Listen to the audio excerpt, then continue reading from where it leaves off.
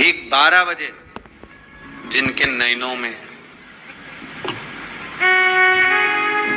Number बढ़ते चले जा रहे हो, चश्मा उतर नहीं रहा हो, दूर का नहीं दिखे, कहीं किसी को पास का नहीं दिखे, रहते हैं।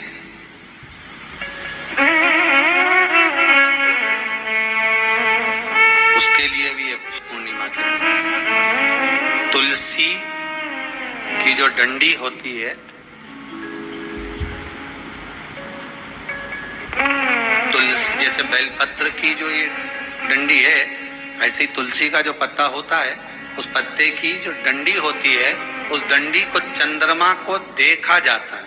उस डंडी की जो कोर होती है, उस कोर को दृष्टि से मिलाया जाता है। आप चंद्रमा की, जैसे चंद्रमा का भाग, उस चंद्रमा के भाग को आप उस डंडी के भाग से निहारने का प्रयास करिए। हमारे घर में आई है, घी का दिया लगाई है, उस घी के दीप को लगाने के बाद पूर्णिमा के दिन उस पर एक प्लेट थोड़ी तिरछी कर रख दो, जिससे उसकी कालोच, काई की, उस दीप की, घी के दीप की कालोच उस प्लेट पर आ जाए। थोड़ी सी कालोच ले लीजिए, 5-10 मिनट में आ जाएगी। उसको गाय के घी में मिलाकर आंखों में सुरमा लगाकर रात्रि को सो जाइए। 3 दिन बाद आप महसूस करेंगे कि नेत्र की ज्योति बढ़ना प्रारंभ हो रही है। अब इस प्रयोग को करने में कोई धन लगा तुम्हारा? अरे बोलो तो सही। कोई दौलत लगी तुम्हारी, कोई संपदा, या फिर तुमने सियोर वाला महाराज के लाके खूब बटोर के दे दिया, कुछ लगा? नहीं। तुम करोगे, लाभ तुम्हें मिलेगा। जो बच्चा बुद्धि से विकलांग हो, विद्या में कमजोर हो, परीक्षा हॉल में पेपर देते समय भूल जाता हो,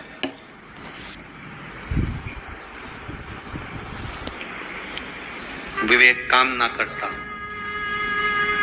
तो निवेदन है किसी भी पूर्णिमा की रात्रि को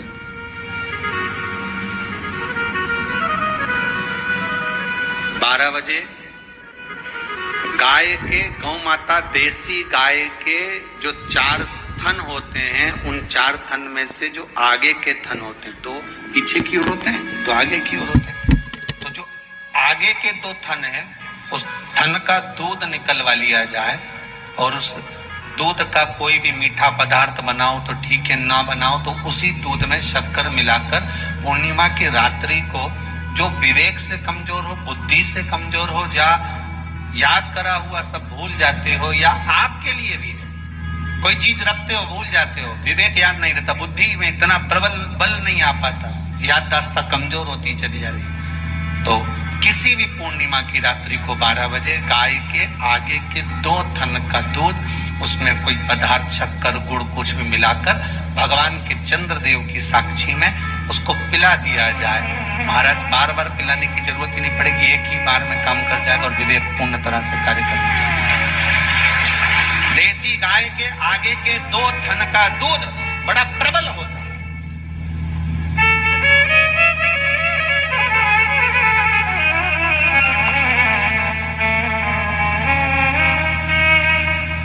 पूर्णिमा की रात्रि को 12 बजे उसका प्रयोग किया जाए।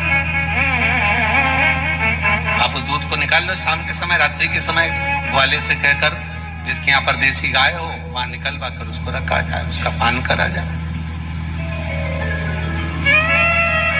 महाराज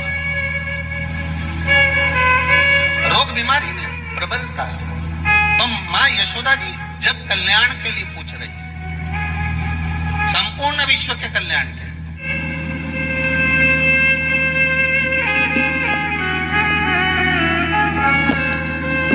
अरे कितना सुंदर संवाद है। स्कंद पुराण में समुद्र मंथन की तिथि, नक्षत्र, घड़ी, पल सब कुछ लिखा हुआ है कि समुद्र मंथन के लिए देवताओं ने इंतजार करा था। कब?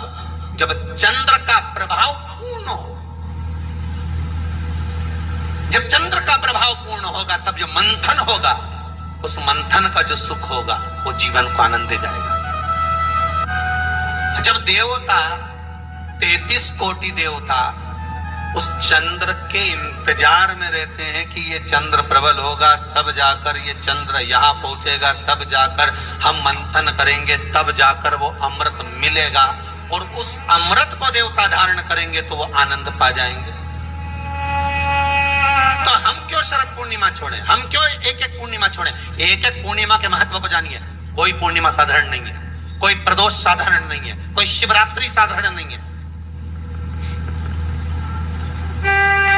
12 महीने शिवरात्रि पड़ती है, 12 महीने में प्रदोष पड़ते हैं, और 12 महीने पड़ते हैं। हम उसका महत्व ही नहीं जान पाते। गाय अपने बछड़े को दूध पिलाएगी, बछड़े के मुंह पर जो फेन आएगा उसको कोई जीव जब शरीर के रोग में पड़ा होगा, किसी का शरीर अगर सफेद पड़ जाता है, कोई चमड़ी सफेद हो जाती है, कोई चमड़ी कहीं से सफेद पड़ जाए या कोई दाग पड़ जाए, कोई दाग पड़ जाए, वो दाग मिट ही नहीं रहा हो, तो शिव महापुराण की कथा कहती है पूर्णिमा की रात्रि को शाम के समय जब गाय अपने बछड़े को दूध पिला और उसके मुंह पर जो फेन आ जाए उसको चम्मच में निकाल लीजिए, और पूर्णिमा की रात्रि को 12 बजे शरीर पर उस फेन को थोड़ा सा दूध मिलाकर गाय का पूरे शरीर पर जहां जहां पर सफेद दाग पड़ गए हैं वहां लगा लीजिए, और भगवान भूतेश्वर का नाम लेकर 15-20 मिनट तक वो दूध लगे रहने दीजिए, और शरीर से वस्त्र को हटाकर फिर स्नान कर लीजिए। कोई साबुन नहीं लगाना है, कोई शैम्पू नहीं लगाना है, कोई तेल नहीं, स्नान कर लीजिए।